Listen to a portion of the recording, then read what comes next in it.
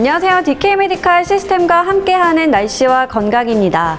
요즘 하루 걸러 날씨 변화가 큽니다. 어느 날에는 많은 눈이 오고 또 어느 날에는 기온이 급격히 떨어지면서 강한 한파가 찾아오기도 하는데요. 이럴 땐 몸이 경직되고 또 길이 미끄러지게 되면서 낙상사고를 겪는 분들이 많아지게 됩니다. 오늘 날씨와 건강에서는 낙상사고 예방법에 대해 알아보도록 하겠습니다.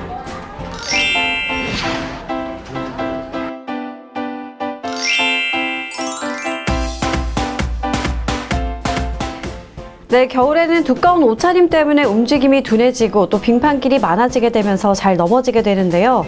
그런데 이 낙상사고가 우리나라 질병 발생 증가의 주된 원인 중 하나라고요. 실제로 65세 이상 노인 인구 중에서 대략 3분의 1가량이 매년 한 차례 이상 낙상사고를 경험한다고 알려져 있는데요. 한 번 낙상사고를 경험한 분들이 또 재차 낙상사고를 당하는 비율이 60에서 70% 정도 육박한다고 알려져 있습니다.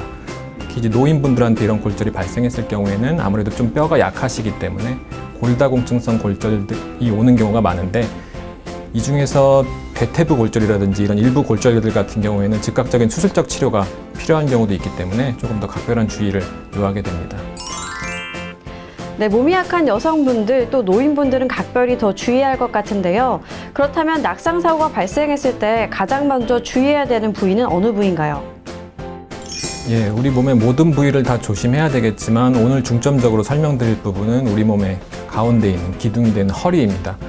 허리에서 이 척추 골절이 일어나게 되면 여러 가지 형태의 골절이 일어날 수 있지만 특히 이제 낙상사고 이후에는 척추 압박 골절이라고 하는 형태의 골절이 흔히 오게 됩니다. 압박 골절이라고 하는 거는 이름 그대로 나타나듯이 뼈가 이렇게 동강 부러지는 게 아니라 이렇게 압박되면서 찌그러지면서 주저앉으면서 골절되는 형태를 뜻합니다.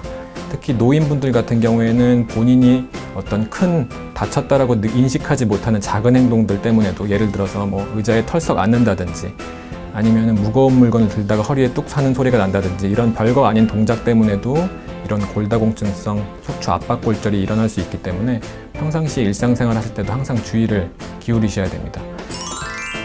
네, 합병증에 또 사망의 위험까지 낙상사고는 정말 위험한 질환인 것 같은데요. 그럼 낙상사고를 예방하는 안전수칙이 있다면 설명 부탁드리겠습니다. 네, 일단 기본적으로 뼈를 튼튼하게 만들고 근육을 강화시켜야 되기 때문에 규칙적인 꾸준한 운동이 좀 필요하시고, 그 다음에 평소에 몸을 유연하게 만들기 위해서 적절한 스트레칭 같은 것들을 하는 게 필요합니다.